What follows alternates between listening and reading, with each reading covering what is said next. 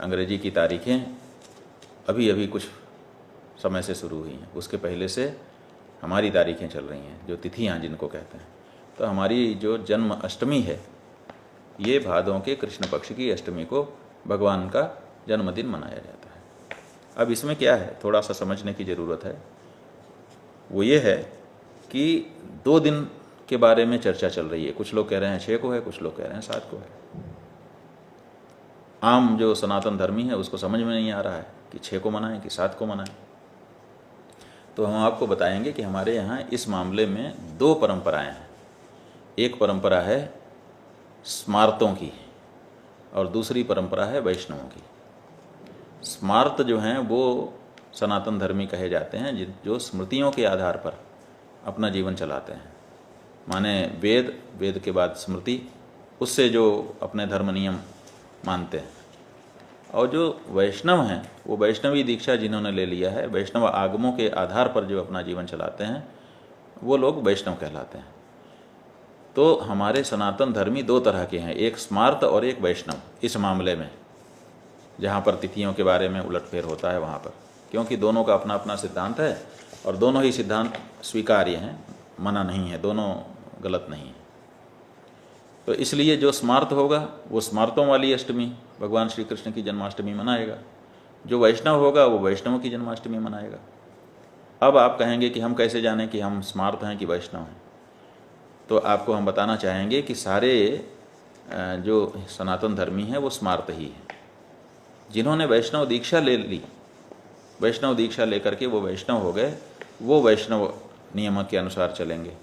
तो जिसको पता है कि मैं वैष्णव हूँ वो तो वैष्णवा नाम मनाएगा, और जिसको पता नहीं है कि मैं वैष्णव हूँ कि नहीं हूँ, स्मार्त हूँ कि वैष्णव हूँ, इसका मतलब वो स्मार्त है।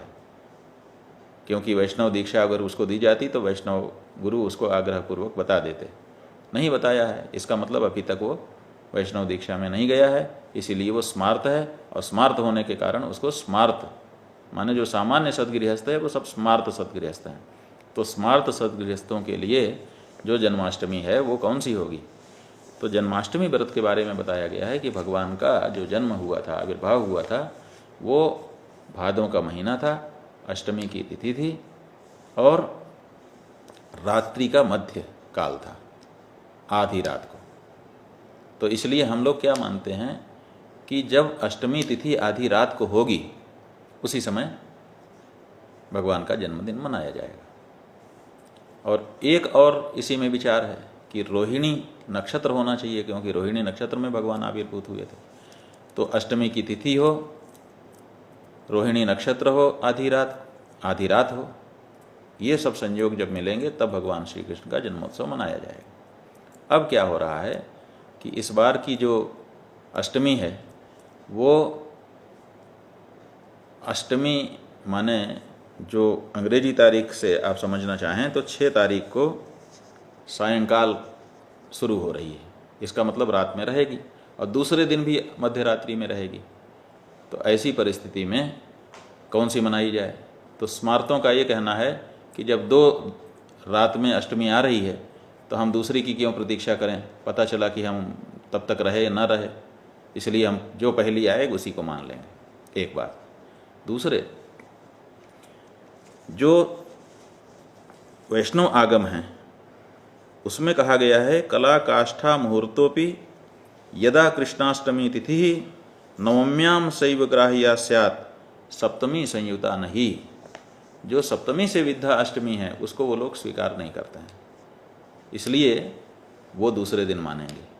लेकिन हम लोग स्मार्त हैं और अर्धरात्रि में अष्टमी तिथि आ ही रही है, रोहिणी नक्षत्र आ ही रहा है, इसलिए कोई ऐसी चिंता की बात नहीं है। हम लोग अंग्रेजी तारीख के अनुसार जो 6 तारीख है उसी दिन श्री कृष्ण जन्माष्टमी का व्रत भी रखेंगे और उसी रात्रि में भगवान श्री कृष्ण के जन्मोत्सव का आनंद भी लेंगे। किसी प्रकार की शंका आपके मन में नहीं होनी चाहिए। स्मार्तों के लिए 6 तारीख की तिथि जन्माष्टमी की तिथि होगी और रात्रि में जन्मोत्सव भी मनाया जाएगा। जो वैष्णव दीक्षा प्राप्त हैं सप्तमी विद्या अष्टमी को स्वीकार न करने के कारण वो दूसरे दिन मनाएंगे। ठीक है। नारायण।